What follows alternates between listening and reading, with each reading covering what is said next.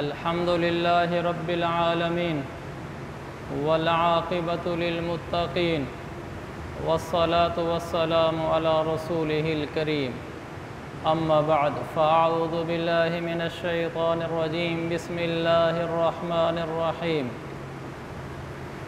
क़ुल इन कुन्तुम तुहिब्बूनल्लाह फ़त्तबिऊनी युहब्बिबकुमुल्लाह व यग़फ़िर लकुम ज़ुनूबकुम वल्लाहु गफ़ूरुर रहीम। सदक़ल्लाहुल अज़ीम। वक़ाल रसूलुल्लाहि सल्लल्लाहु अलैहि वसल्लम ला युमिनु अहदुकुम हत्ता अकूना अहब्बा इलैहि मिन वालिदिही व वलदिही वन्नासि अजमईन औ कमा क़ाल अन्नबिय्यु सल्लल्लाहु तबारक व तआला अलैहि वसल्लम अला मा रवाहुल बुखारी फ़ी सहीह। मेरे मुहतरम भाइयों, बुज़ुर्गों और दोस्तों, अल्लाह तबारक व तआला ने हज़रत मोहम्मद मुस्तफ़ा सल्लल्लाहु तआला अलैहि वसल्लम को जो घराना अता फ़रमाया वो आलीशान घराना था। उनके साथ जिन अफराद को जोड़ा वो उम्मत की अज़ीम हस्तियाँ थीं। जिस तरह किसी बड़े आदमी की इज़्ज़त होती है, उसकी इज़्ज़त की जाती है, इसी तरह उस बड़े आदमी के घर वालों की भी इज़्ज़त की जाती है। ऐसा तारीख़ में कभी नहीं हुआ कि एक आदमी बादशाह हो, सदर हो, अफीसर हो, सेठ हो, कोई उसके माताहत उसकी इज़्ज़त करें और उसके बेटों के साथ और उसके बच्चों के साथ और उसकी बीवियों के साथ और उसकी औलाद के साथ तौहीन वाला मामला करें। ऐसा नहीं होता। छोटा सा अफीसर भी हो, किसी आदमी को पता चल जाए कि ये आदमी इस ऑफ़िसर का बेटा है, उसकी भी इज़्ज़त करता है। तो हज़रत मोहम्मद मुस्तफ़ा सल्लल्लाहु अलैहि वसल्लम जिनके लिए ज़मीन व आसमान को बनाया गया, अल्लाह ने फरमाया लौलाक, मेरे नबी अगर आप ना होते, लमा खलक़तु दुनिया वला अहलहा वलल जन्नत वलन नारा, मैं ना दुनिया बनाता ना दुनिया वाले बनाता, न जन्नत बनाता न जन्नत वाले बनाता, न जहन्नम बनाता न जहन्नम वाले बनाता। जन्नत व जहन्नम न बनती, ये ज़मीन व आसमान न बनते अगर हज़रत मोहम्मद मुस्तफ़ा सल्लल्लाहु अलैहि वसल्लम दुनिया में तशरीफ़ न लाते।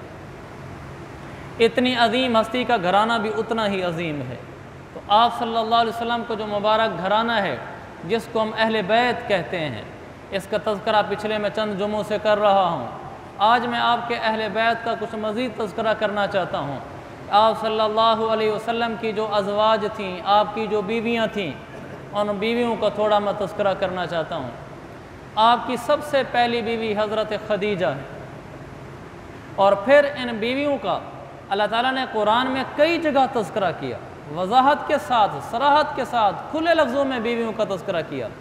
अल्लाह ने फरमाया या निसा अन्नबी, ए मेरी नबी की बीवियों, लस्तुन्ना का अहद मिनन निसा इन इत्तक़ैतुन्ना, आपने अल्लाह ताला ने फरमाया मेरे नबी की बीवियों, तुम दुनिया की औरतों की तरह नहीं हो, तुम्हारा मकाम बुलंद है, तुम तक़वे वाली हो, तुम्हारा मकाम ऊंचा है। अल्लाह ने अपने नबी की बीवियों से गुफ्तगू की, बराह रास्त गुफ्तगू की, उनसे खिताब करके बात की, इसलिए कि उनका मकाम बहुत बुलंद है। और दूसरी जगह पर अल्लाह ताला फरमाता है नुतिहा अजरहा मर्रतैन, आपने अपने नबी की बीवियों से कहा अगर तुम अमल सालेह करोगी, लोग नेकी करेंगे, हम नेकी का बदला नेकी लिखेंगे, तुम जब भी कोई नेकी करोगी हम उसको 2 गुना करके लिखेंगे। नुतिहा अजरहा मर्रतैन, हम तुम्हारी हर नेकी को डबल डबल लिखेंगे। वैसे तो हमें भी हर नेकी पर 10 नेकियों का सवाब मिलता है, तो उनको तो डबल मिल रहा है, 2 गुना सवाब मिलता है, फिर तो कम हो गया। क्योंकि कुरान में है कि हर नेकी के बदले में 10 अमसालिहा, 10 गुना सवाब मिलता है। अज़वाज मुताहरात को डबल मिलने का मतलब ये है कि उनको 20 गुना मिलेगा। हमने एक नमाज पढ़ी तो वो 1 लिखी और उस पर 10 गुना आया। हमने एक आयत कुरान की तिलावत की तो उसको 1 लिखा और 10 गुना अजर दिया। उन्होंने एक आयत तिलावत की तो उसको 2 के बराबर अजर दिया, फिर 2 को 10 से ज़रब देकर 20 कर दिया। क्या कमाल है। हालांकि जो अमल आज की खातून करती है नमाज़ पढ़ी, तिलावत की, या जो अमल दूसरी सहाबियात करती थी वही अमल अज़वाज मुताहरात करती थी। ये तो नहीं कि अज़वाज कोई 10 नमाज़ें पढ़ती थी बाकी 5 नमाज़ें पढ़ती थीं, नहीं, मकाम बुलंद है, लिहाजा नुतिहा अजरहा मर्रतैन, अल्लाह ताला फरमाता है मैंने अजर को डबल कर दिया है। फिर आगे फरमाया नबी की बीवियों के बारे में, अज़वाजुहु उम्महातुहुम, मेरे नबी की बीवियाँ क़यामत तक आने वाले आखिरी इंसान की माँ हैं, पूरे उम्मत की माँ हैं मेरे नबी की बीवियाँ। लिहाजा हमारी एक वो माँ है जिससे हम पैदा हुए, नस्बी माँ है, एक हमारी वो माँ है जो मेरे पाक पैगम्बर के घर में थी। लिहाजा हर आदमी की माँ एक से ज़्यादा हैं, एक उसकी नस्बी माँ है और एक उसकी अक़ीदत की माँ है, जिसको अल्लाह ने माँ कहा है। कितने दुख की बात है कि आदमी अपनी माँ को बुरा भला कहना शुरू कर दे, आदमी अपनी माँ को बुरा भला कहना शुरू कर दे। बाज़ अज़वाज मुताहरात को बाद लोग बुरा भला कहते हैं, माँ को भी कोई बुरा कहता है, माँ को भी कोई गलत कहता है, सख्त सुस्त कहता है। अल्लाह खुद फरमा रहा है कि उनकी बीवियाँ तुम्हारी माँ हैं, कुरान है, अज़वाजुहु उम्महातुहुम, ये उनका मकाम बुलंद बयान किया कि ये अज़वाज इनकी माँ हैं। इसीलिए जब सहाबा में कई दफ़ा मसला अटक जाता था तो सिद्दीक़ा कायनात, आलम उम्मत, फ़क़ीह उम्मत हज़रत आयशा सिद्दीक़ा कायनात रज़ी अल्लाह अन्हा के पास सहाबा आकर मसले हल कराते थे और अम्मा जान कहकर पुकारते थे, या उम्मा कहकर पुकारते थे, अम्मा जान ये मसला उलझ गया है, हल कर दीजिए। और वो ऐसी हमारी है तो उर्दू बेढंगी सी ज़बान, तो वो हमारी उर्दू मुताबिक बला की ज़हीन थी, तो बला भी हमारे यहाँ अजीब लफ्ज़ है, लेकिन वो हमारे मुहावरे के मुताबिक गज़ब की ज़हीन थी, गज़ब की फ़क़ीहा थी, गज़ब की समझदार थी, गज़ब की दूर अंदेश थी। अल्लाह ताला ने उनको मकाम अता फरमाया था। तो मैं अर्ज़ कर रहा था नबी की बीवियाँ हमारी माँ हैं, हमें ये सबक सिखाए गए।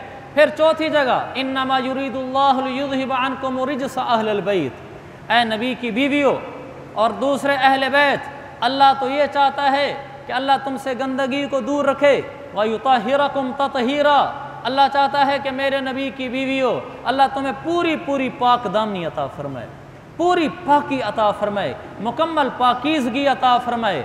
हम पाकीज़गियाँ ढूंढते हैं, हम पाक दामनियों की कोशिश करते हैं, और मेरा रब व नबी की बीवियों के लिए वादे करता है कि तुम्हें पाक दामनियाँ मैं दूँगा, तुम्हें पाक ज़िंदगियाँ मैं दूँगा, तुम्हें पाकीज़ा ज़िंदगियाँ मैं दूँगा। क्या घराना है, क्या ख़वातीन हैं, क्या उनका मकाम है। आपने दुनिया में ही उनके फ़ज़ाइल सुना दिए, खदीजा को जन्नत में ये मिलेगा, आयशा को जन्नत में ये मिलेगा, फ़लाँ को जन्नत में ये मिलेगा, दुनिया में बता दिए। तो अल्लाह ताला ने अपने कुरान में अपने नबी की बीवियों का तज़किरा किया। आपकी सबसे पहले, आपकी कुल 11 बीवियाँ थीं जो पिछले जुमे में मैं अर्ज़ कर चुका हूँ, और आपके इंतकाल के वक्त आपकी 2 बीवियाँ दुनिया से रुखसत हो चुकी थीं, एक हज़रत खदीजा, एक हज़रत ज़ैनब बिन्त खुज़ैमा। ये 2 बीवियाँ आपकी आंखों के सामने दुनिया से रवाना हुई हैं। आपके इंतकाल के वक्त 9 बीवियाँ आपकी बाहयात थीं। तो आपने जब दुनिया से इंतकाल फरमाया है तो 9 उस वक्त मौजूद थीं। जो सबसे पहली बीवी थी वो हज़रत खदीजा हैं। हज़रत खदीजा के साथ आपका निकाह कैसे हुआ और क्या उनके साथ आपकी ज़िंदगी गुजरी, मैं थोड़ा थोड़ा सबका बताना चाहूँगा ताकि हमें अपने नबी के घराने का कोई इल्म हो। हम अज़वाज मुताहरात के नाम याद रखें। अपनी माँ का नाम भी ना आता हो तो कैसे दुख की बात है। आदमी को माँ का नाम भी ना आता हो कैसे दुख की बात है। नाम याद रखें। मैंने पहले था खस्सुन माजरन साहा हो, अगर अरबी ग्रामर क्लास है, अगर ये लफ्ज़ याद हो जाए तो 11 की 11 बीवियों के नाम याद हो जाते हैं। खदीजा, सौदा, मैमूना, आयशा, जुवैरिया। असल लफ्ज़ जवेरिया नहीं होता, ये लफ्ज़ जुवैरिया होता है। जुवैरिया ज़ैनब 2 थी, ज़ैनब बिन्त जहश, ज़ैनब बिन्त खुज़ैमा, रमला, सफ़िया, हफ्सा और हिंद। ये 11 मेरे नबी की बीवियां हैं जिनके नाम हमें याद रखने चाहिए। तो सबसे पहली मर्ज़ कर रहा था खदीजा है। हज़रत खदीजा रज़ी अल्लाह अन्हा का सबसे पहले जो मंगनी होने लगी तो वर्का बिन नौफल से होने लगी, जो मशहूर अहले किताब में से थे, लेकिन मंगनी होकर टूट गई थी, निकाह नहीं हुआ था। फिर उनका पहला निकाह हुआ अबू हाला तैमी के साथ। उनसे 2 बेटे पैदा हुए, एक हिंद और एक हाला। फिर उनके बाद उनका इंतकाल हो गया अबू हला का। फिर दोबारा हज़रत खदीजा का निकाह हुआ अतीक बिन आबिद के साथ। फिर इनसे एक बेटी पैदा हुई जिसका नाम हिंद था। फिर इनका भी इंतकाल हो गया। उस वक्त हज़रत खदीजा की उम्र 40 साल हो चुकी है और मेरे पाक पैगंबर की उम्र 25 साल है। आप हज़रत अबू तालिब की कफ़ालत में रहते थे। आपके चचा अबू तालिब ने आपके ऊपर बहुत एहसानात किए हैं, बहुत ज़्यादा एहसानात किए हैं, आपका बहुत साथ दिया है। इसलिए आपकी बड़ी तमन्ना थी कि आखिर वक्त में वो कलमा पढ़ लें। उन्होंने अल्लाह के नबी ने बड़ी कोशिश फरमाई कि वो किसी तरीके से कलमा पढ़ कर रवाना हो जाएं, लेकिन मुक़द्दर में नहीं था, बग़ैर कलमे के रवाना हो गए। सही बुखारी की हदीस है। तो आप सल्लल्लाहु अलैहि वसल्लम का अबू तालिब ने कहा कि भतीजे, आजकल माली हालात कमज़ोर हैं और मेरे पास इतना कोई पैसा नहीं है कि मैं आपको पैसा दूं और आप तिजारत कर सकें। आप ऐसा करें कि यहाँ मक्का मुकरमा से जो मालदार लोगों के काफ़िले मुल्क शाम तिजारत के लिए जाते हैं, आप किसी एक काफ़िले के साथ मुलाजमत के तौर पर, मजदूरी के तौर पर साथ चले जाएं। आपने इरादे का इजहार फरमा दिया। आपने फरमाया ठीक है, मैं चला जाता हूँ। हज़रत खदीजा बेवा खातून थी और मक्का मुकरमा की शरीफ तरीन ताहिरा उनका लक़ब था। ताहिरा, पाक दामन औरत। अगरचे वो ज़माना जहलियत की थी, लेकिन ज़िंदगी में उन्होंने कभी बदकारी नहीं की थी, कभी वैसे आपको बताऊँ, किसी नबी की किसी बीवी ने ज़िंदगी में कभी बदकारी नहीं की। किसी नबी की किसी बीवी ने ज़िंदगी में कभी ज़िना नहीं किया। ये हो सकता है नबी की बीवी काफरा हो, ये हो सकता है। नूह अलैहिस्सलाम की बीवी, लूत अलैहिस्सलाम की बीवी, ये हो सकता है, लेकिन वो बदकार हो, ये बिल्कुल नहीं। किसी नबी की बीवी ऐसे नहीं थी। तो हज़रत खदीजा ताहिरा के लक़ब से मशहूर थी। हज़रत खदीजा को पता चला कि मोहम्मद बिन अब्दुल्ला का इरादा बना है तिजारत के लिए सफ़र करने का, तो किसी के लिए मुलाजमत के तौर पर जाएंगे। तो उन्होंने ख़ुद पैगाम भेजा कि मैं अपना काफ़िला भेज रही हूँ, आप अगर मेरे साथ जाएँ तो मैं मुजारबत करती हूँ। मुजारबत तिजारत का एक तरीका है, आप में से बहुत सारे लोग जानते होंगे। मुजारबत ये होती है कि मेरा पैसा है और इनकी मेहनत है। मसलन मैंने इनको दे दिया 10 लाख रुपया, आप ये 10 लाख रुपया लें और आप जाएं लाहौर में कोई काम करें, उसका जो नफ़ा आएगा उसकी हम आपस में परसेंटेज रख लेंगे कि जितना हकीकी नफ़ा आएगा उसका इतना फ़ीसद मैं रखूँगा और इतना फ़ीसद आप रखेंगे। सरमाया मेरा होगा, दुकान मेरी होगी, आपको मेहनत मजदूरी ये मिलेगी कि नफ़े में से इतने % आपका होगा। इसको शरीयत में मुजारबत कहते हैं और ये जायज़ है, अब भी जायज़ है।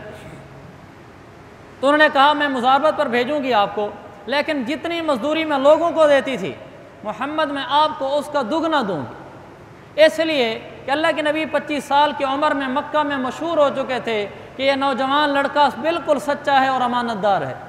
सादिक और अमीन का लक़ब आपका मशहूर हो गया था। तो उसने आपकी सदाकत और अमानतदारी को देखते हुए कि अगर आप मेरे कारोबार के लिए तैयार हों तो मैं आपको डबल नफ़ा दूँगी।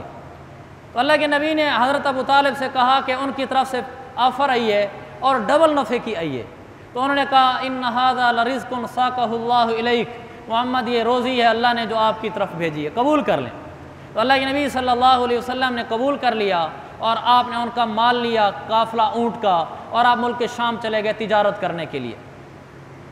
जब जाने लगे तो हज़रत खदीजा ने अपने ग़ुलाम मैसरह नाम था, मैसरह, अपने ग़ुलाम को साथ भेजा, कहा यह ग़ुलाम भी मेरा आपके साथ होगा। और जाते हुए मैसरह को अलग बुलाकर हज़रत खदीजा ने कहा यह नौजवान लड़का मुझे दूसरों से ज़रा अनोखा लगता है, मुनफरिद लगता है, इसकी कोई ख़ास बात हो तो मुझे वापसी पे ज़रूर बताना। रवाना हो गए। रास्ते में धूप हुई। जब धूप शिद्दत की हुई तो बाकी लोग धूप की वजह से अपने ऊँटों को तेज़ दौड़ा रहे थे। अल्लाह के नबी हज़रत मोहम्मद मुस्तफ़ा अलैहिस्सलाम जिस ऊँट पर सवार थे वो रूटीन के मुताबिक था। मैसरा कहते हैं मैंने देखा उनको कि आपका ऊँट अमूमी रफ्तार से है, तो मैंने देखा कि आपके सर के ऊपर बादल ने साया किया हुआ था। कहा अजब बात है। फिर मैं वहाँ पहुँचा। जब हम शाम पहुँचे तो एक राहिब था, यानी ईसाइयों का आलिम, नस्तूरा नाम था उसका। कहा उसके गिरजाघर के करीब हम गए, हमने वहाँ पड़ाव डाला तो नस्तूरा ने बुलाया मैसरा को, कहा यह नौजवान लड़का कौन है? तो उन्होंने कहा कि ये मक्का मुकरमा का रहने वाला है। कहा किस कबीले ख़ानदान से है? कहने लगा कुरैशी है। कहा अच्छा, इसको जाकर इसका ख्याल रखना, ये वक्त का नबी बनेगा। हमने अपनी किताबों में जो अलामात पढ़ी थी आने वाले नबी की, जब ये दरख्त के नीचे सोया हुआ था, वो अलामात मैंने देख ली हैं। ये वक्त का नबी है, इसका ख्याल रखना। फिर आप बाज़ार में गए सामान बेचने के लिए, हज़रत खदीजा का जो सामान लेकर गए थे, आपने वहाँ दुकानदार को दिया, ये चीज़ ऐसी है, हमारी ऐसी चीज़ है, आप ख़रीदें। तो वो कहने लगा लात और उज़्ज़ा की कसम खो कि तुम सच कह रहे हो। तो आपने फरमाया मा हलफ़्तु बिहिमा क़त्तु, मैंने ज़िंदगी में कभी उनकी कसम नहीं की, इसलिए कि लात और उज़्ज़ा तो बुतों के नाम है। आपने फरमाया मैंने ज़िंदगी में कसम नहीं खाई। तो वो समझ गया कि ये आदमी को लोगों से अलग और मुनफरिद है। उसने अल्लाह के नबी से कुछ बातें की और बाद में कहने लगा चलो रहने दो, बग़ैर कसम खाए मैं तुम्हारा सौदा ले लेता हूँ। और मैसरा जो मुलाजिम के तौर पर साथ था, उससे पूछा ये लड़का कौन है? उन्होंने कहा ये मोहम्मद नाम है, कुरैशी है, बनु हाशिम में से है। कहने लगा कि इसका ख्याल रखना, ये लड़का वक्त का नबी बनेगा। वापस आने लगे सामान लेकर। जब रास्ते में आए तो फिर साया आया, तो फरिश्तों ने ऊपर साया किया। जब मक्का मुकरमा दाखिल होने लगे, हज़रत खदीजा अपने घर के बाला खाने पर बैठी थीं, तो उन्होंने देखा काफ़िला दाखिल हो रहा, शदीद धूप का वक्त था। हज़ूर पाक सल्लल्लाहु अलैहि वसल्लम के ऊँट के ऊपर साया साया सा था। तो जब दाखिल हुए मक्का मुकरमा में, तो आपके ऊपर बादलों ने या फरिश्तों की शक्ल में साया किया हुआ था। आपके ऊपर धूप नहीं पड़ रही थी, आपके नीचे भी धूप नहीं पड़ रही थी। और आप सल्लल्लाहु अलैहि वसल्लम वापस तशरीफ़ ले गए। हज़रत खदीजा को जाकर सारी कारगुजारी सुनाई, नफ़ा कमाया वो बताया। हज़रत खदीजा ने देखा कि अल्लाह के नबी को जो नफ़ा हुआ है, वो पीछे हज़रत खदीजा ने आज तक जितने काफ़िले बेचे थे उनकी निस्बत ज़्यादा नफ़ा हुआ है। तो उन्होंने उनको दुगना नफ़ा दिया और दुगना नफ़ा देकर रवाना कर दिया। हज़ूर अलैहिस्सलाम अपने चचा हज़रत अबू तालिब के पास आ गए, कहा ये नफ़ा कमा कर लाया हूँ। तो इधर मैसरा ने सारे हालात सुने कि इस नौजवान की तो ये शान है। तो उसी वक्त हज़रत खदीजा ने कासिद भेजा अबू तालिब के पास, कहा मैं आपके भतीजे से निकाह करना चाहती हूँ खुद। और हालत ये थी, हज़रत खदीजा को अनगिनत पैगाम आ चुके थे निकाह के, इसलिए कि मक्का के लोगों में से ये सबसे ज़्यादा पाकीज़ा औरत, सबसे ज़्यादा शरीफ औरत और सबसे ज़्यादा मालदार औरत थी। तो निकाह के पैगाम आने तो बिल्कुल वाज़े थे, लेकिन वो निकाह नहीं करना चाहती थी। उम्र 40 साल हो चुकी थी, 3 बच्चे हो चुके थे, लेकिन हज़ूर अलैहिस्सलाम को देखकर कहा कि अगर ये नौजवान तैयार हो तो मैं तैयार हूँ। तो उन्होंने अल्लाह के नबी ने से मशवरा किया, अबू तालिब ने। हज़ूर पाक सल्लल्लाहु अलैहि वसल्लम तैयार हो गए, फिर दोनों का निकाह हुआ और 40 साल की उम्र में रुखसती हुई। मेरे नबी की उम्र 25 साल है, जवानी का उरूज है, और वो 40 साल की खातून है। पहले उसके 2 शौहर हो चुके हैं, 3 बच्चों की माँ है, उम्र ढल चुकी है, और मेरे नबी उससे निकाह कर रहे हैं। मैं उनसे सवाल करता हूँ जो मेरे नबी की 11 शादियों पर एतराज़ करते हैं कि इस नबी ने 11 शादियाँ क्यों की थी, इतनी औरतें घर में क्यों रखी थीं।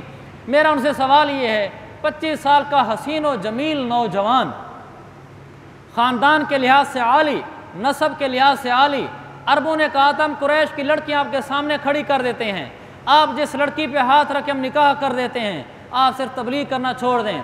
जिसको लड़कियों की कमी नहीं है, जो अपने हुस्न व जमाल में मशहूर है, उसकी अपनी नेक नामी मुआशरे में चर्चा है और उसका डंका बज रहा है, वो 40 साल की खातून से अगर निकाह कर रहा है, मुझे बताओ जवानी की ख्वाहिश है या रब का हुक्म है? ये तो एतराज़ बनता ही नहीं है उस हस्ती पर कि 11 औरतों से निकाह क्यों किए, जिसका पहला निकाह ही 40 साल की उम्र से हो रहा है।